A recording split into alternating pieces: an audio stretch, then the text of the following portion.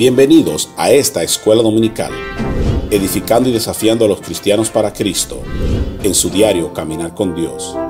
Este es un ministerio de la Iglesia Bautista Betel, cuyo pastor es Elmer Fernández, tocando vidas por medio de las enseñanzas de la poderosa Palabra de Dios,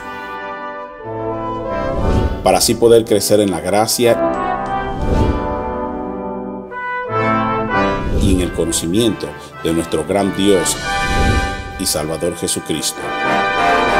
Acompáñenos. Dios quiere bendecirnos. Él nos ha dado su palabra para bendecirnos. Él nos ha puesto que escojamos. Ahí está el bien y el mal. Y los principios de la palabra de Dios son para ser bendecidos. Por eso tenemos la clase de escuela dominical, para estudiar la palabra de Dios. Gracias por tomar tiempo ahora para estudiar. Y yo oro que Dios te bendiga por causa de tu estudio de su palabra. Yo sé que Él lo hará. Disfruta la clase. Buenos días a todos, Dios les bendiga. Pueden sentarse. Vamos a empezar a seguir con la escuela dominical. Tenemos visitantes, yo sé que siempre se presentan en la segunda parte del servicio. Tenemos al pastor René de Ohio. Dios le bendiga, pastor, que está con nosotros. También el pastor de Texas, ¿no? Dios me lo bendiga, varón. Qué bueno que está aquí con nosotros. Vinieron a la conferencia de Siervo y vinieron a visitarnos por acá. Qué bueno que están con nosotros, que se puedan gozar en este día aquí con nosotros. Bueno, vamos a seguir hablando de la mayordomía. Como este mes tenemos lo que se llama visión para crecer, pues vamos a estar hablando sobre este tema. Ya el hermano Josué empezó a hablar de eso, predicó sobre por qué debemos de diezmar, pero empezamos hablando, vamos al libro de Hechos, hermanos. La semana pasada empezamos a hablar del tema, Hechos de los Apóstoles. Vamos a dar un repasito. Hechos capítulo 5, usando el ejemplo de Ananías y Zafira. Aquí vemos un ejemplo de lo que es la mayordomía. Hechos capítulo 5, Mateo, Marcos, Lucas, Juan. Hechos, antes de Romanos. Capítulo 5, versículo número, vamos a leer el versículo 1, hermano. A ver si podemos repasar y cubrir un poco. La otra semana también pienso todavía hablar de esto, porque como todo este mes es de visión para crecer, para que podamos entender y comprender de que somos mayordomos. Hechos capítulo 5, versículo 1. ¿Están todos ahí, hermanos? Pero cierto hombre llamado Ananías, con Zafira su mujer, vendió una heredad. Y fíjese aquí el versículo número 2. Y sustrajo. Esa palabra sustraer quiere decir robar, tomar. Del precio, sabiéndolo también su mujer, y trayéndolo solo una parte, y la puso a los pies de los apóstoles. Fíjese una cosa, Ananías y Zafira era un matrimonio de la iglesia en Jerusalén. Y fíjese, ellos eran propietarios de una heredad. Pero algo pasó, vamos a seguir viendo. Mira el versículo 3, y dijo Pedro, Ananías, ¿por qué llenó Satanás tu corazón para que mintieses al Espíritu Santo y sustrayese del precio de la heredad? Mire cómo dice el versículo 4, reteniéndola, no se te quedaba a ti y vendida, no estaba en tu poder. ¿Por qué pusiste en tu corazón esto en tu corazón? No has mentido a los hombres, sino a quién, a Dios. O sea, aquí podemos ver claramente de que el ser humano no es dueño de lo que dice literalmente esto es mío. Claro, dijimos la semana pasada que sí decimos para tener una identificación de que, bueno, esta Biblia es mía. Dijimos, este carro es mío, esta casa es mía. Pero en realidad se nos olvida de que simplemente somos mayordomos. Y estuvimos hablando la semana pasada que un mayordomo es aquella persona que está a cargo de un trabajo o a cargo de unos bienes que no le corresponden. Pero esa persona tiene la responsabilidad de administrar, de cuidar y de velar de que lo que se le ha entregado en sus manos lo use correctamente. Aquí podemos ver el ejemplo de Ananías y Zafira. Ellos tenían una heredad, era de ellos. Pero ¿quién le había dado a ellos esa heredad? Pues Dios. Vimos versículos donde la Biblia dice que todo es de Dios. Mía es el oro, mía es la plata. Y fíjese una cosa, que el oro y la plata, no sé si usted se ha dado cuenta, pero El oro está bien, subió el viernes, subió a más de $2,000 la onza ya. Y ni decir la plata. Son metales que nunca desprecian y se cree que va a llegar hasta $3,000 la onza de oro. Porque el nuevo sistema financiero que se quiere establecer va a ser amparado en recursos, en oro, etcétera, etcétera. Pero lo que les quiero decir, hermano, imagínense, Él es Dios, es dueño de todas las cosas. Y a Ananías y Zafira se le olvidó este gran principio. Y hermano, y dijimos la semana pasada, yo no puedo ser un buen mayordomo, un buen administrador, si no entiendo este principio claro, que de Dios es todas las cosas. Él solamente me la da para que la disfrute. ¿Por qué no va a decir que Dios no le da a uno cosas para una disfrutarla? Claro que el Salmo 37 lo dice, deleítate en Jehová y Él concederá las peticiones de tu corazón. Hay cosas que Dios les da a uno para que las disfrutemos, pero tenemos que entender una cosa, que la vida del hombre no consiste en la abundancia de los bienes que posee. Entonces muchas veces, yo entiendo el inconverso, aquel que aún no conoce a Cristo, que puede decir, no, pues esto es mío y etcétera. Pero lamentablemente a veces nosotros los creyentes no decimos literalmente como el inconverso de boca, pero en actitudes sí. Y recuérdese que usted y yo no somos por lo que decimos, sino por lo que hacemos. Como dice un adagio fino, muchas veces una figura habla más que 1,000 palabras. Entonces tenemos que tener cuidado, porque muchas veces podemos tener de cabeza de que sí, verdaderamente Dios es el dueño de todo, pero con las acciones hacemos otra cosa. Entonces, hermano, para darle un recuento de lo que estuvimos hablando en la escuela dominical, dijimos la mayordomía. ¿Qué pasó aquí? A ver. Ok, no se ve todo ahí, se corrió. Bueno, dijimos que la mayordomía es una persona que ejerce un cargo. Y dijimos claramente, para entender que la mayordomía está con relación con el concepto de lo que es un mayordomo. Dijimos que es un mayordomo. No se ve qué pasó, se borró. Bueno, un mayordomo, voy a que usted recuerde la semana pasada, voy a leer. Una persona, un mayordomo es una persona empleada para administrar una propiedad o negocio de otra persona. Es responsable de ello. Es uno que debe de cuidar lo que no es suyo, que es de un señor, de alguien que se lo puso a cargo. Un mayordomo es una persona empleada para supervisar, velar, proteger los bienes de otro. Y dijimos que es un buen mayordomo, es aquel que entiende que todas las cosas son de Cristo y los cristianos son administradores o mayordomos. También dijimos que para que un cristiano se convierta en un buen mayordomo, este tiene que tener un principio bíblico. ¿Y cuál es el principio? Reconocer que nada me pertenece y lo que tengo es de Dios. Hermano, si yo no entiendo eso, no voy a ser un buen administrador. Y cuando mayormente hablamos de mayordomía, pensamos que nada más tiene que ver con el dinero. No, que abarca un montón de cosas. Aún yo tengo que ser un buen mayordomo de mi cuerpo, de mi body, ¿no?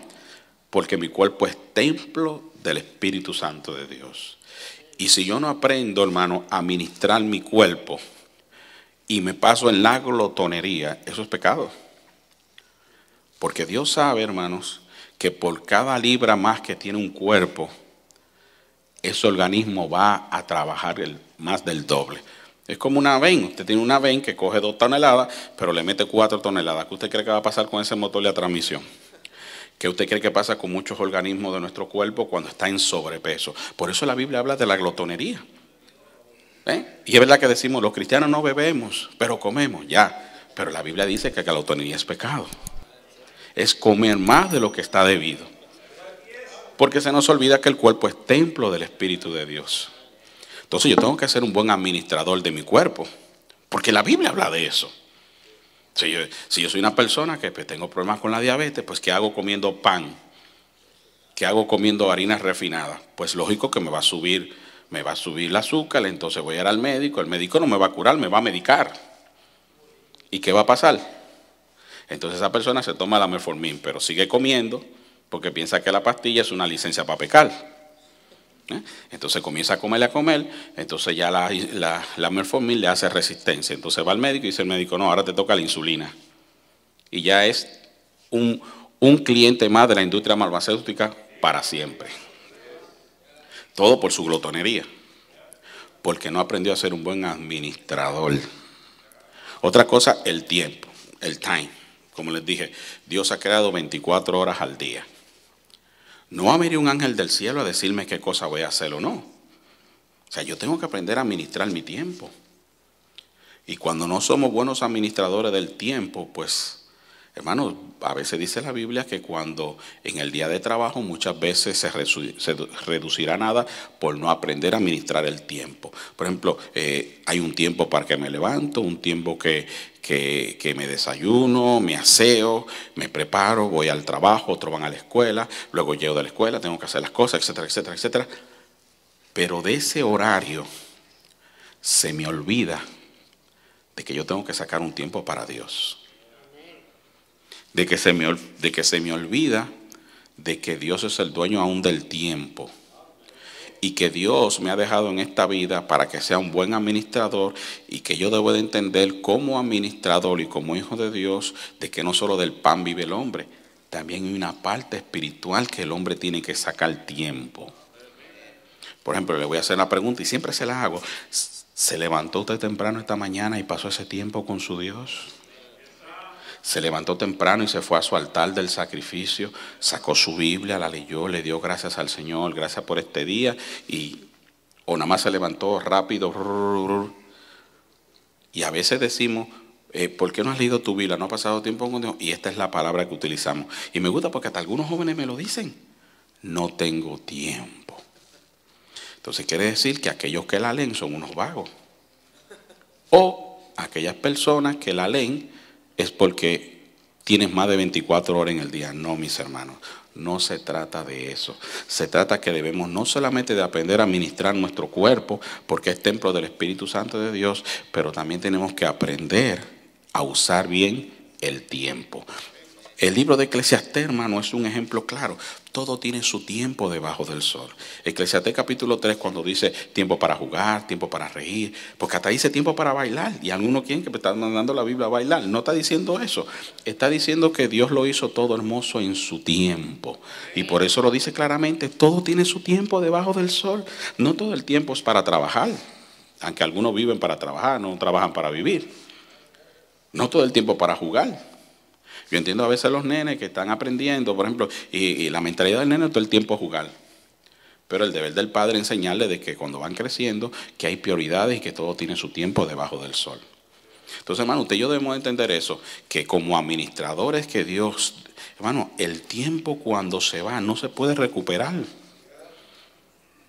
Usted y yo perdimos un precioso tiempo de algo y ya no le podemos dar rewind al tiempo. No hay una máquina. Imagínense, fue una bendición que tuvieron una máquina del tiempo. ¿Se acuerda de esa película Back to the Future? Que se mete la máquina y le da para atrás para cambiar. No, si fuera así fuera tremendo. Pero la realidad, hermano, es que no existe esa máquina. Entonces tenemos que aprender a ser no solamente mayordomo de nuestro cuerpo, pero también de nuestro tiempo. Saque ese tiempo también para pasar con Dios. Saque el tiempo para leer su Biblia, ya hemos hablado mucho de eso. Recuérdese que el cristianismo no es religión, es relación. ¿Y cuándo se convierte el cristianismo en religión? Cuando se pierde la relación. El apóstol Pablo le dijo a los Corintios en el capítulo 1 claramente, dice que Dios nos llamó para tener comunión con su Hijo Jesucristo. Entonces, hermano, tenemos que entender eso. Ese es el primer mandamiento. Amarás al Señor tu Dios con todo tu corazón, con toda tu alma y toda tu fuerza. Entonces, Dios espera tener un encuentro todos los días con aquellos que Él ha salvado y lo ha traído a los pies de Jesucristo. Entonces, saquemos tiempo, en ese tiempo que tenemos tan agitado, y bien lo dijo Jesús en el Sermón del Monte sobre el afán y la ansiedad, que a veces aún como, yo entiendo el inconverso, dice, uno le invita, no, yo no tengo tiempo, yo entiendo, pero el asunto es que nosotros los creyentes callemos en ese espíritu también, de que no hay tiempo para Dios. Por esa razón, hermano, pasa que como cristianos vemos que no hay un cambio en nuestras vidas. Y venimos a la iglesia y nos vamos como entramos. Y luego cuando vemos que no tenemos el cambio, decimos, eso no vale la pena, ¿para qué voy a seguir yendo a la iglesia? Eso es mentira del diablo. Señor lo reprenda. El problema está de que no hemos entendido y comprendido que tenemos que tomar la leche espiritual.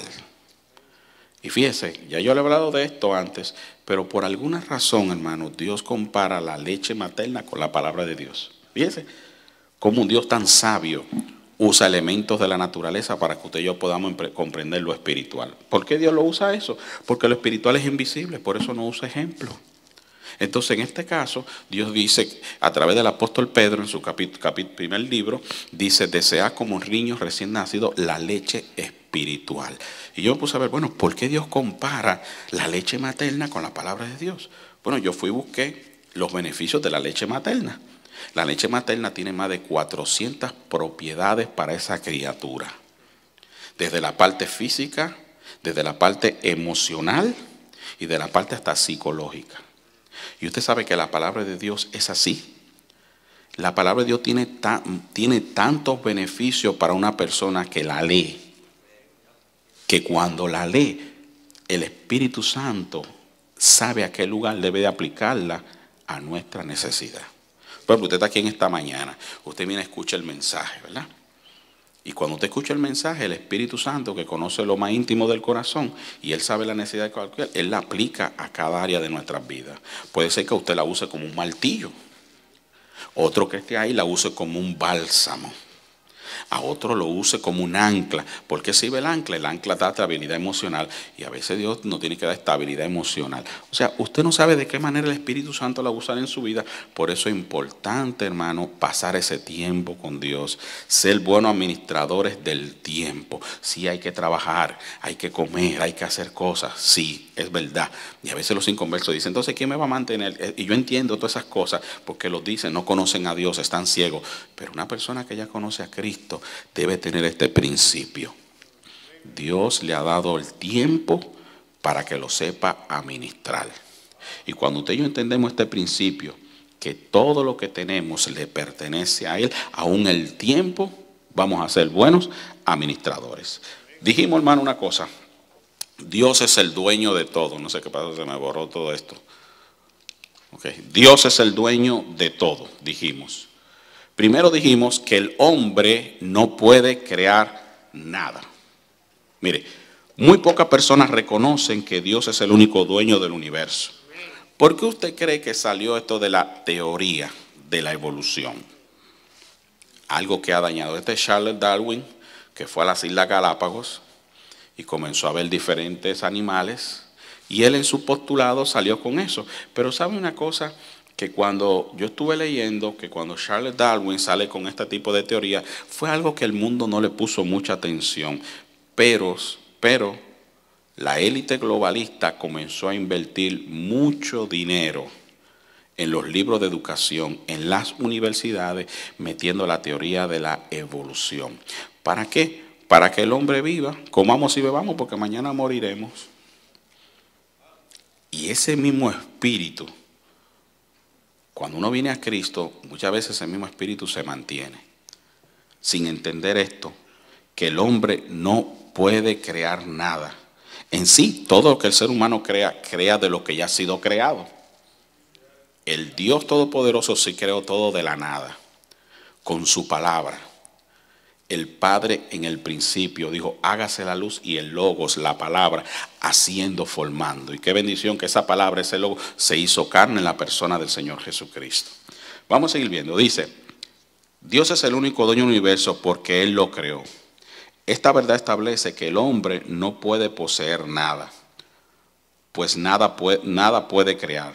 Las creaciones o los inventos del hombre, cohetes, rascacielos, medicina, etc., son más aplicaciones adaptables o combinadas de lo que Dios ya creó. Por ejemplo, ya la Biblia decía que el mundo era redondo y se pone la gente a discutir que el mundo es plano, que mire, si es un cuadrado, si es un triángulo, pues imagínese usted, hay que tener cuidado porque uno se envuelve en todas esas cosas, pero tenemos que entender eso. Crear es hacer que empiece a existir una cosa.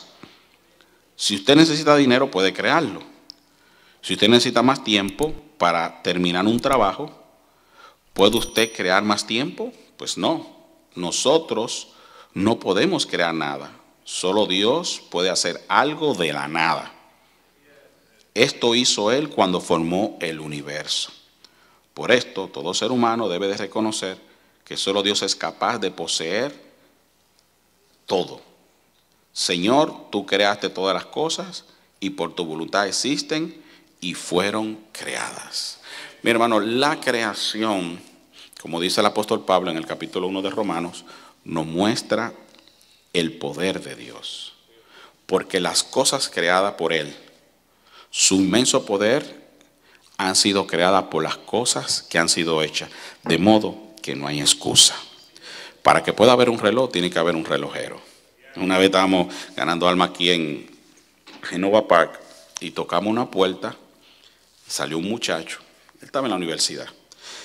Y el muchacho me dijo, no, pues yo creo que el mundo fue creado por un estallido, y comenzó con sus teorías de la evolución, el método carbono 14, todas esas cosas. Y yo le dejé que hablar. Y yo le dije, mira, esta puerta que está aquí afuera, en tu casa, ¿tú crees que fue creada sola? Me dijo, no. Digo, ¿y por qué no? Este diseño que tiene, ¿fue creado solo? No. Dice, tuvo que haber alguien que la hizo. ¿Y por qué tú no crees que se hizo sola? No, porque tuvo que haber alguien. Yo le dije, o sea, tú no crees algo tan insignificante como una puerta. ¿Crees que no fue creado solo? ¿Y tú crees que este tremendo universo fue creado solo, hijo? Digo, ¿sabes que la Biblia dice que la tierra está suspendida en la nada? ¿Qué es lo que hace que el planeta Tierra no se salga de su órbita? El movimiento de rotación y traslación. Digo, ¿por qué no se meten aquellas estrellas que muchas veces hablan, los que están en el espacio, dicen que cuando duermen ven cosas que pasan y no pueden dormir? ¿Por qué no pasa eso en el planeta Tierra? Porque hay una capa de ozono. Digo, entonces si tú no crees que esta puerta fue creada de la nada, solo, que fue sola, entonces ¿por qué tú crees que el mundo fue creado solo? Tú no sabes que una explosión no crea orden, crea desorden. Y el muchacho dijo, oye, sí, tienes razón. Pero fíjense cómo le lavan el cerebro a la gente, cómo Satanás es tan astuto para que no se den cuenta de que hay un verdadero Dios. Entonces tenemos usted y yo que entender una cosa, que todo lo que hay fue creado por Él, de Él, por Él y para Él. Y todo lo creado, hermano, Dios primero se le ha revelado al hombre a través de la creación, de que toda conciencia sabe que hay un Dios. Aún los mismos ateos que han muerto antes de morir clamando a Dios, porque saben que hay algo, aunque dice el necio en su corazón que no hay Dios, pero en su conciencia sí hay algo que dicen que hay un ser supremo. Y aunque han salido tantas filosofías, el comunismo, en donde decía que no existía Dios, y ya ve que ningún país comunista ha podido vivir sin un maravilloso Dios. Cuando el hombre deja a Dios y no entiende que ha sido creado, como dijo alguien, ¿quién creó al hombre? El hombre creó a Dios y no Dios al hombre. Mire cuánto disparate. Y esa filosofía se mete, pero Dios nos ha revelado a nosotros a través de la creación. Y segundo, ya de viaje, también se nos ha revelado a través de Jesucristo. El mundo nos muestra el poder de Dios. Jesucristo nos muestra el amor de Dios. Entonces, hermano, todo lo creado fue creado por Él. Aún como dice el escritor de Hebreos, Él es el autor de la vida. Él creó la vida. Póngase usted a pensar. Cuando el hombre y la mujer están en una intimidad, la semilla del hombre va al óvulo de la mujer y hay lo que se llama, se germina, empieza una concepción. Aunque esta gente dicen, los famosos derechos del aborto, que en sí el aborto es un asesinato, porque está interrumpiendo esa vida. Pero póngase usted a pensar, ellos dicen que es una bola de sangre, que no es una vida, y se ponen con un montón de tonteras. Pero la cosa es que si usted hace un ultrasonido a las 4 semanas, se le oye el latido del corazón. Y una masa no tiene corazón. Pero póngase usted a pensar cómo cuando está la concepción, aún ese neonato que está allá adentro, esa criatura, ese feto, cómo adquiere un alma y un espíritu. Es algo tremendo. Como dice el sabio Salomón, ¿sabes tú, hombre, cómo crecen los huesos en el vientre de la madre, la criatura. Eso es algo maravilloso. Hermano, póngase usted a pensar en eso. Cómo la semilla del hombre se pone con el óvulo de la mujer y ahí nace algo. No solamente algo físico, pero ese es el físico que va allí. Tiene un alma y un espíritu. Tiene el soplo de vida de Dios y tiene lo que es su ser, el alma, el centro de las emociones. Y eso no se puede crear en un laboratorio. Por eso dice la Escritura, todas las almas son mías. ¿Y sabe cuál es la muestra de que verdaderamente ese soplo de vida le pertenece a Dios? Porque Eclesiastés lo dice en el capítulo 12, y el polvo vuelve a la tierra y el espíritu, el soplo de vida a Dios. Es muestra de que ese soplo de vida que Dios sopló en ese muñequito de barro, le pertenece a Dios, por eso vuelve a Dios. No es como dicen que se queda ahí que divagando. No, esos son demonios, Señor los reprenda. O sea, cuando una persona fallece, su espíritu, el soplo de vida va a Dios, pero su alma va a dos lugares. Eso de que de purgatorio, eso no existe. Pero lo que le quiero decir, hermanos, que aún en el fallecer del ser humano nos muestra de que Dios aún es dueño de ese soplo de vida. Por eso vuelve a Dios quien lo dio.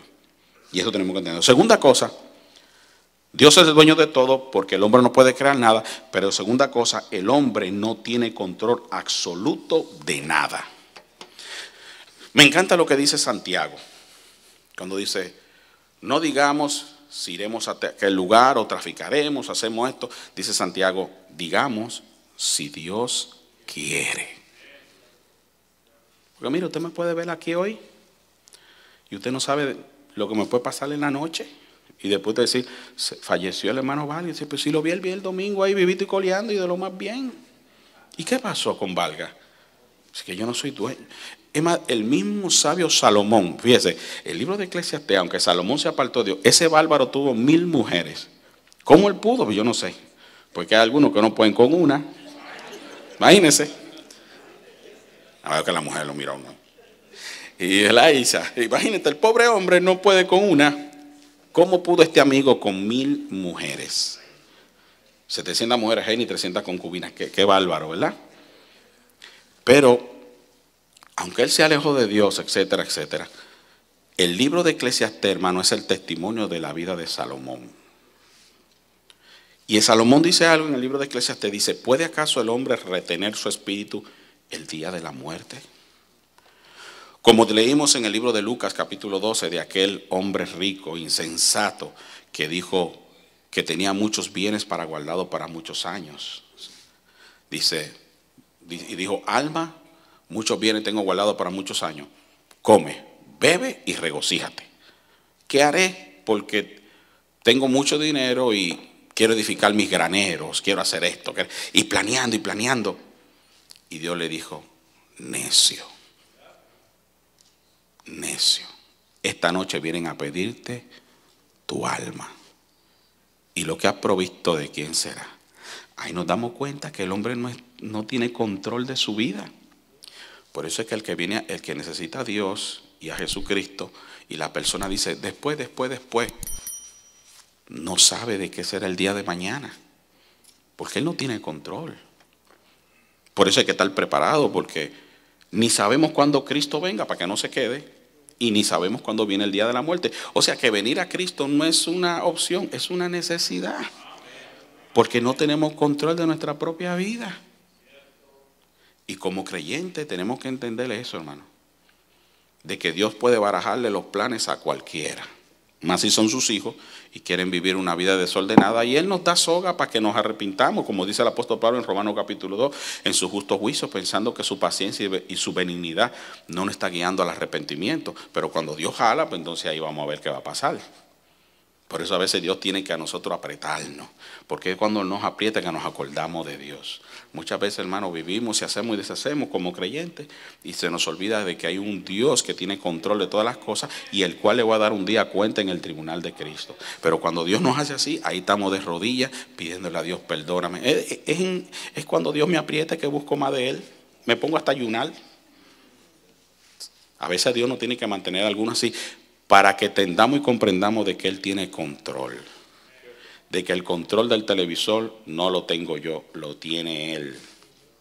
Y aunque yo se lo quiero arrebatar de vez en cuando, Dios me tiene que dar, tú estate quieto, para entender de que el control lo tiene. Si no, mire, preguntémosle a Nabucodonosor, que él pensó que él era el dueño, amo y señor de aquellos grandes palacios que él había construido. Y usted lo ve en el capítulo 4 del libro de Daniel, se dará cuenta donde usa una palabra de posesión.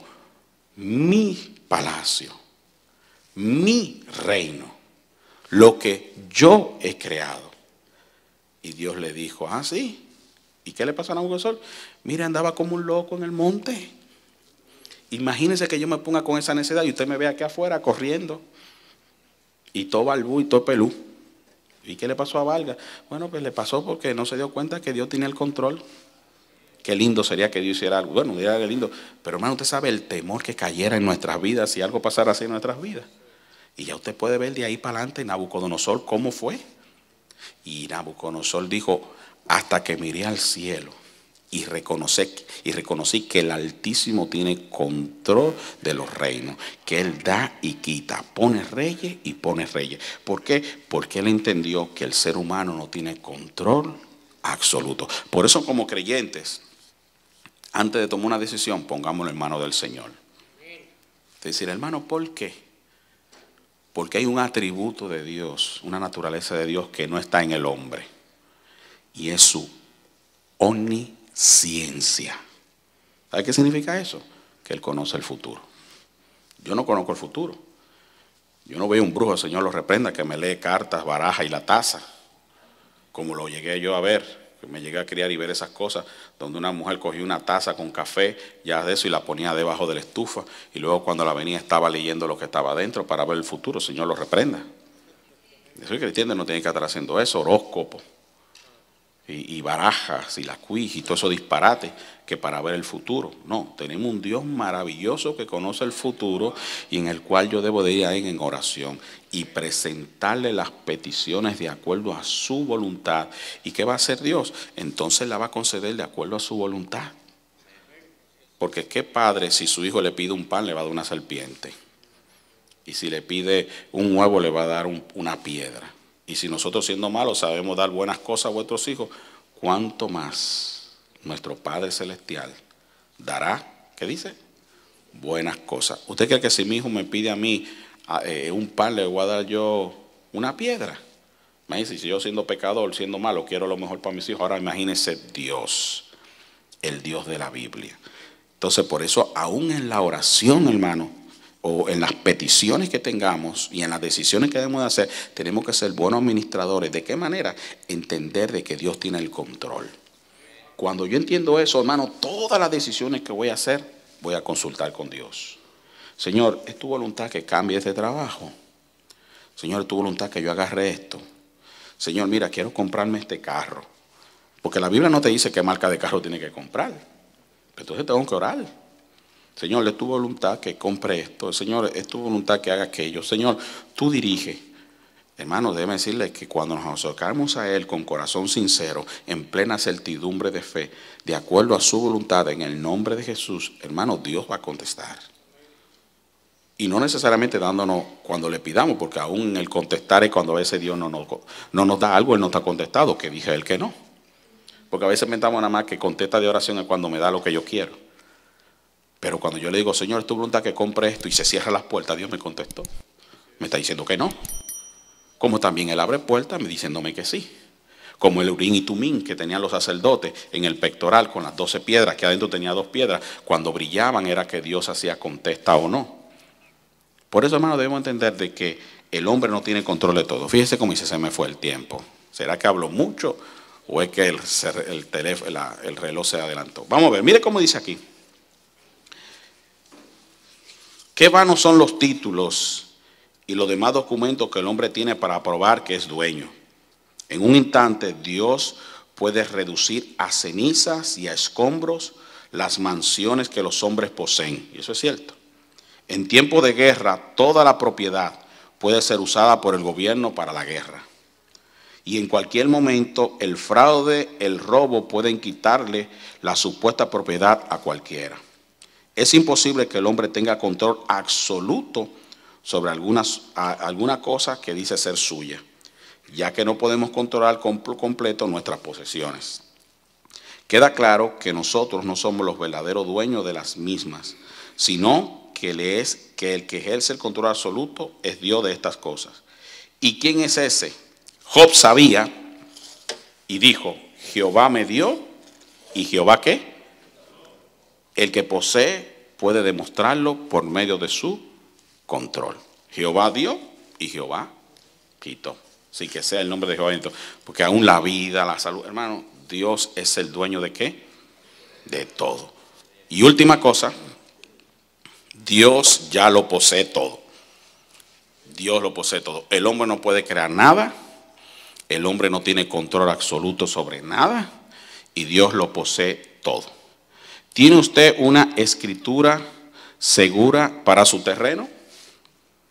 Imaginémonos que usted compró su terreno y se le dio una escritura, la cual usted registró en la municipalidad, o sea, en el gobierno. Ahora el gobierno de su país lo reconoce a usted como dueño legítimo de ese terreno. Es una escritura segura, ¿verdad? No, no es segura.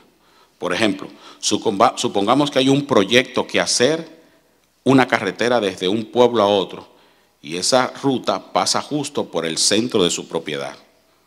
¿Qué hará usted? Presentará su escritura y amenazará con llevar el caso a juicio. ¿Eso impedirá que esa carretera pase por su propiedad? Por supuesto que no. Su escritura está sujeta a lo que el gobierno quiera. Entonces, usted no tiene una escritura segura.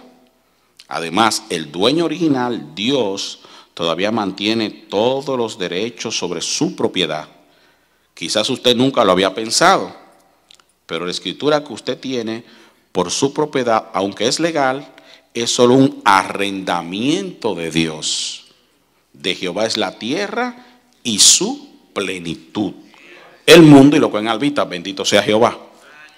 Así que usted nada más arrienda terreno de Dios. Hermano, mire, dijo el apóstol Pablo, y también lo dijo el sabio Salomón: desnudo vine a este mundo y así me iré. Si no, pregúntale a Steve Jobs, quien fue el creador de Apple, cuántos millones tuvo. Y cuando le dio cáncer, ¿usted cree que ese hombre no fue a los mejores lugares del mundo? ¿Y qué pasó con él? Se fue, hermanos. Se fue. Y Salomón dijo claramente: un gran mal he visto debajo del sol, que el hombre tanto que se afana y sus días son molestia y aflicción de espíritu, y luego lo que tiene no lo disfruta y no sabe luego quién lo disfrutará después de él. Mire, el libro de Salomón, Eclesiastés, es un libro, hermano, que le enseña al ser humano lo que es la vida debajo del sol. Proverbios es un libro que nos enseña cómo vivir la vida con sabiduría e inteligencia. Pero Eclesiastés nos enseña qué es la vida debajo del sol. Aflicción de espíritu. ¿No le ha pasado a usted que usted quiere algo, y después que lo tiene es como que? A mí me ha pasado. Quiero algo con tanto afán, quiero algo con tanto afán, y después que lo tengo es como que ya lo tuve. Ya lo tuve. No sé si le ha pasado eso. Y necesito otra cosa, porque engañoso es el corazón. Nunca se sacia. Siempre quiere. Por eso Salomón en su capítulo 12 dijo esta palabra. Después que él habló lo que es la vida debajo del sol, etcétera, etcétera, aflicción de espíritu, el hombre es como la hierba, por más que se afane, todo tiene su tiempo, etcétera, etcétera. Él dijo estas palabras: el fin de todo discurso oído es este. Oiga lo que él dijo: teme a Dios y guarda sus mandamientos, porque ese es el todo del hombre. Porque Dios traerá toda obra a juicio juntamente con toda encubierta, sea buena o sea mala. Vamos a dar cuenta en el tribunal de Cristo. Los cristianos vamos a dar cuenta. Qué bendición que no es en el juicio del gran trono blanco, porque ninguna condenación hay para los que están en Cristo Jesús. Pero a veces pensamos: ya soy salvo, voy a ir al cielo, pero se me olvida que yo voy a ir al cielo a dar cuentas. Sí, yo voy a disfrutar, pero yo voy a pasar por el tribunal de Cristo. Y es necesario que cada uno de nosotros comparezca ante el tribunal de Cristo para que cada uno reciba lo que hizo mientras estuvo en él. ¿Cuál cuerpo? En esta vida. ¿Por qué voy a tener que dar cuenta de mi vida? Porque Dios me dijo que soy un administrador, un mayordomo. ¿Qué hace el dueño de una compañía cuando pone un administrador o un boss, un mayordomo, y la cosa no va bien? ¿A quién llama a capítulo?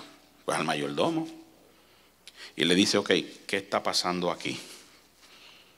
¿Qué está pasando? O sea, yo veo que las cosas no van bien, hay un problema con los empleados, o qué ha pasado contigo, que mira, tú eres el encargado, tú tienes que cuidarme todo esto, ¿qué ha pasado? Él le pide cuenta, hermanos.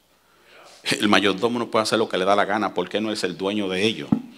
Por eso hasta nosotros mismos decimos cuando vemos a un mayordomo o a un jefe, un administrador, decimos, bueno, este se cree el dueño.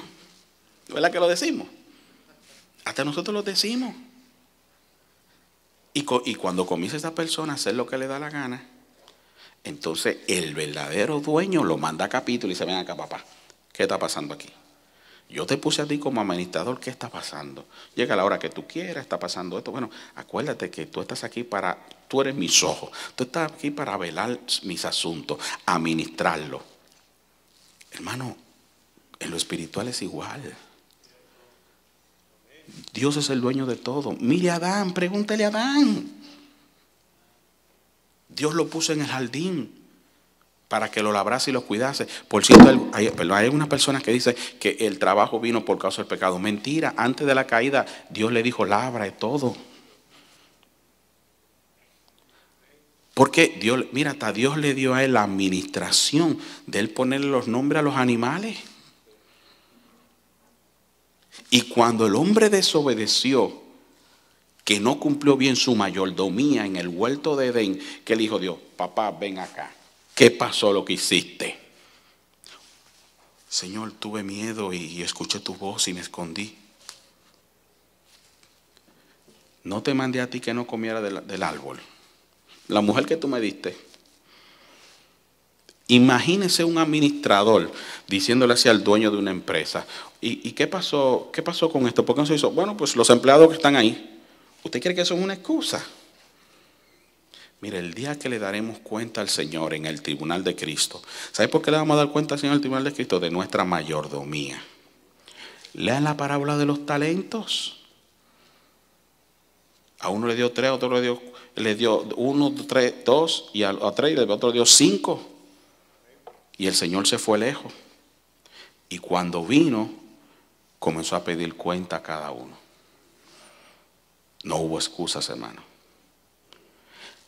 Cuando nos olvidamos de que hay un dueño de las cosas y comenzamos a hacer las cosas como nosotros queramos, se nos va a pedir cuenta de nuestra mayordomía. Y yo creo, hermano, que en el tribunal de Cristo muchos vamos a ser avergonzados porque no vivimos vidas dignas para el Señor. Nuestras vestiduras manchadas. Y Dios tendrá que jugar muchas lágrimas en ese tribunal. Porque no vivimos para Dios como debemos de vivir. Vidas consagradas y dedicadas. No hay discernimiento espiritual. Puede venir el diablo, los demonios dan una zarandeada, no nos damos cuenta que es lo que pasa, viviendo nada más pensando en las cosas materiales, hasta haciendo cosas incorrectas, viendo cosas que no tengo que ver, teniendo una doble vida. Hermanos, y se nos olvida que hay un ojo que todo lo ve. Si yo soy un buen administrador de mi vida, ¿sabe lo que yo tengo en mente? Los ojos de Jehová contemplan toda la tierra. Sus párpados examinan la vida de los hijos de los hombres para darle a cada uno conforme a sus obras. Y esta persona dice, si yo soy salvo, Cristo me salvó, soy un hijo de Dios. Pero hay un temor y dice, yo voy a dar cuenta un día en el tribunal de Cristo. Y yo voy a vivir esa vida de tal manera que cuando esté allí y esté en el Señor evaluando mi vida, como dice en 1 Corintios capítulo 3, que cuando Él la pase por fuego, por la palabra, ella perdure. Porque viví conforme a las reglas, no conforme a mis pensamientos, a mis deseos, a mi gusto y a mi carnalidad. Daremos cuenta de nuestra mayordomía. Dios es el dueño de todo. El hombre no puede crear nothing, nada. El hombre no tiene control absoluto de sobre nada y Dios lo posee todo. Mira, a veces la gente en su ignorancia, si Dios es un Dios de amor, ¿por qué está pasando tantas cosas? ¿Por qué? Mire, y esta Biblia me dice por qué iban a pasar las cosas. ¿Y por qué hay tanta guerra? ¿De dónde viene la guerra y la pasión entre vosotros? No es nuestros miembros que batallan en nuestro cuerpo. Eso dice Santiago. Eso ya lo dice la Biblia. Pero la gente en su ignorancia comienza a decir esas cosas acerca del bendito y maravilloso Dios de la Biblia. Dios tiene control de todo, hermano.